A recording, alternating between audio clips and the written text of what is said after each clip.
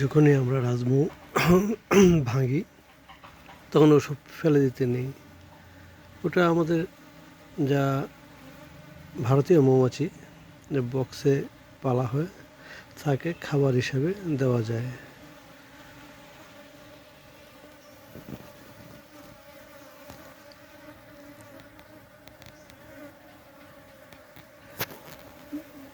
মধু নেওয়ার পর যা অবশিষ্ট ছিল তা ফেলে না দিয়ে বক্সের কোথাও কাছাকাছি রেখে দিলে সমস্ত মৌমাছি তার প্রয়োজনীয় খাবার এ থেকে সংগ্রহ করে তাদের প্রয়োজন মতো নিয়ে যাবে।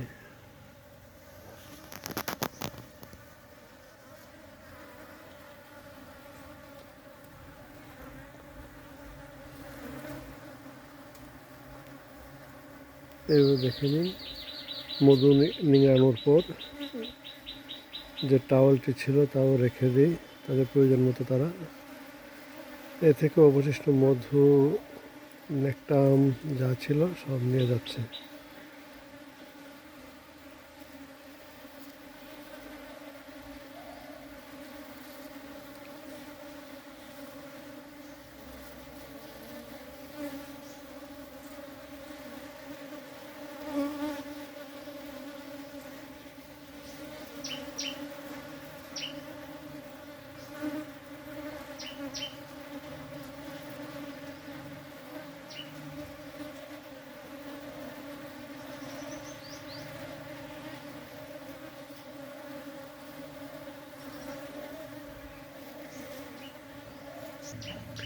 হ্যান্ড গ্লাসটিও আমি জল দিয়ে ধুইনি, তাও রেখে দিই।